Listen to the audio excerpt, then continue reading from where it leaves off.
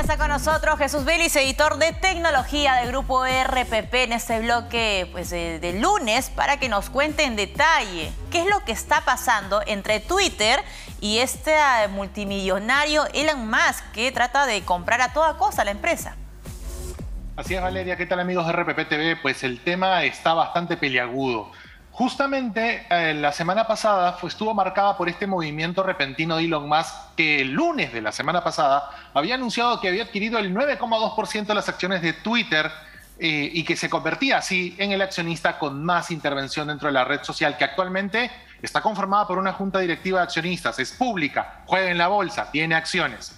El jueves de la semana pasada nos despertamos todos con la noticia de que Elon Musk había presentado esta propuesta de compra hostil de 43.000 millones de dólares por la red social, que en ese momento costaba 37.000 millones. Estamos hablando de conseguir el 100% de las acciones, convertir a Twitter en una empresa privada sin participación en bolsa y que el dueño absoluto sea Elon Musk. Durante las horas siguientes, Twitter aceptó la propuesta para evaluar. Se estuvo observando, comenzaron a aparecer personajes importantes dentro del accionariado de Twitter, entre ellos un príncipe saudita que mencionó justamente de que esta cifra de $54.20 por acción no eran suficientes y que estaba muy por debajo de los $70 que por lo menos estaban estimando en ganancias los accionistas de la red social. Y el fin de semana, durante el Viernes Santo, la empresa decide tomar acciones utilizando esta figura de la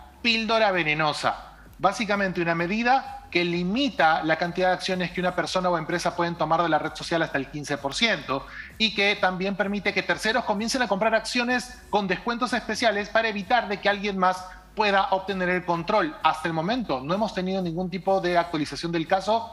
Lo cierto es que Elon Musk ha venido despotricando en la propia Twitter sobre qué está bien, qué está mal, libertad de expresión y otras cosas más. ¿Cuál sería el riesgo, digamos, de que esto se pueda concretar, ¿no?, de la compra de Elon Musk, Jesús? A ver, la primera gran lectura que se tiene respecto a este tema es que pasaríamos de una empresa pública con accionistas a una privada, en donde una sola persona controla todo, y ya no recibiría presiones de accionistas o junta de directivos. Directamente Elon Musk o la persona que él designe como CEO pasaría a controlar las acciones de una red y no respondería a ningún tipo de inversionista si es que hacen algo mal, si toman una decisión que no le compete a la junta. Y estamos hablando de una de las grandes plataformas de libertad de expresión. De hecho, Elon Musk, antes de esto, para tener el contexto correcto, había estado preguntando la importancia de una red social independiente más allá de Twitter, Facebook y otras tantas. Y él había mostrado interés por crear la suya. Hace unas semanas, Donald Trump, el expresidente de los Estados Unidos, presentó Truth Social, su propia red social. Así que antecedente tiene. El tema está en que, a diferencia de Facebook, Instagram y la propia TikTok, Twitter no tiene ninguna empresa madre, no tiene ninguna empresa arriba, no tiene a un ByteDance que la vigile, a un Meta, o a un Snap o un Google que las vigile, y directamente es una red no sin dueño, pero por lo menos sin ningún tipo de empresa por encima a la que tenga que mover. Actualmente, los accionistas señalan de que Elon Musk debería o necesita vender sus acciones de Tesla, valorizadas en $117.000 millones, para poder finiquitar esta acción de darse la posibilidad. Pero él ha dicho en algunas entrevistas posteriores al anuncio de que no está seguro, de que sí cuenta con los activos suficientes para hacerlo, pero que tiene un plan B. Y ya con esta figura antojadiza de un tipo que no sabe qué hacer con $251.000 millones, pues está el riesgo de manejar una red social como Twitter, ¿no? Es un poco mandar a la Bartola y a la deriva a una red bajo la administración de un tipo que es absolutamente antojadizo como Elon Musk. Ahora, ¿él está vendiendo propiedades? ¿Qué está haciendo? ¿Cuál es digamos, la estrategia que está haciendo para financiar este plan ambicioso que tiene?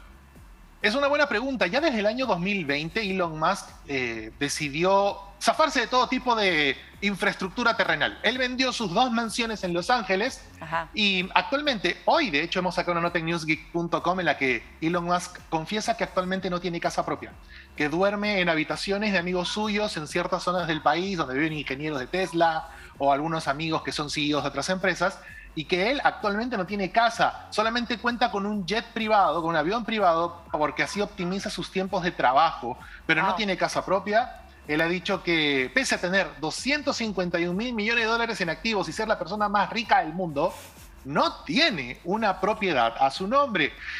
Y es por eso que dentro de todos estos proyectos se habla un poco de el impacto real de cómo Elon Musk administra su dinero, de cómo él durante los últimos 8 meses ha venido viendo maneras eficientes para reducir incluso su pago de impuestos. Por eso ya no tiene casas, por eso no tiene propiedades, porque al no tener todo eso, simplemente va reduciendo su carga tributaria y va desviando esos costos a dedicarlos, como él bien menciona, a investigación para los próximos viajes a Marte de SpaceX, o la conectividad en la Tierra con Starlink, o con Tesla, o con Neuralink y sus múltiples compañías.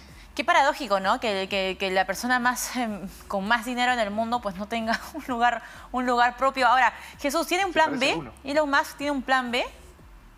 Es una gran pregunta, Valeria, y el tema está en que él ha dicho que lo tiene, pero no ha dado detalles de cuál es. Ajá. Y es donde entra un poco esta figura rara, ¿no? De repente... A ver, quiero poner en contexto bien claro este tema porque estamos hablando de una persona que en un momento había comprado acciones y en un momento a otro dijo, voy a comprar la compañía. No tiene el dinero actualmente para hacerlo, pero puede conseguirlo, y es lo que ha dicho. En algún punto, Elon Musk va a tener un arrebato. O sea, eso es lo que preocupa un poco respecto a los pocos espacios disponibles para libertad de expresión en redes sociales. Y como bien decía al inicio, Twitter es única, sola y no tiene ninguna casa por encima a la cual responder. De mantenerse la junta directiva, Elon Musk tendría control de accionistas para evitar de que la empresa colapse, se hagan mal las cosas, en fin, cualquier desbarajuste que pueda ocurrir en Twitter. Pero al no tener niñera, el tema está en que Elon Musk puede hacer realmente lo que le da la gana. Exacto. Devolverle la cuenta a Donald Trump, que ha sido bloqueado desde 2021 luego de los actos bochornosos del Capitolio, y así, de repente, empezar a germinar un tipo de discurso de odio o de repente, en concreto estamos hablando de un troll con mucha plata que está a punto de conseguir una red social. Hay dos posibilidades: o la compra, porque él ha dicho que está interesado en comprarlo y que si no le aceptan la propuesta, él retira el dinero del 9,2% de acciones compradas, las vuelve a vender, y eso provocaría un nuevo descalabro en las acciones de Twitter, porque que una entidad controle el 9,2% y se deshaga de esa parte de las acciones genera sin duda un cisma. Él provocó el incremento de las acciones con este anuncio un 18% más de lo que ya estaban, y él suele aparecer en redes sociales, específicamente en Twitter, donde tiene 80 millones de seguidores, a destruir al Bitcoin, a destruir a Binance, a decir que solo acepta Dogecoin en Tesla, a decir que Bitcoin no es rentable, que el minado mata al mundo, es decir, a desajustar. Y asusta muchísimo el hecho de que esta persona, controle Twitter. Jesús, muchísimas gracias por esta explicación bastante sencilla. Vamos a ver si es que la píldora venenosa le va a funcionar o no a Twitter. Ya no estaremos... Ahí está. Vamos a encontrarnos en estos días a ver si hay novedades al respecto. Muchísimas gracias, Jesús Vélez, editor de tecnología del grupo RPP. Cerramos nuestro bloque NewsKick.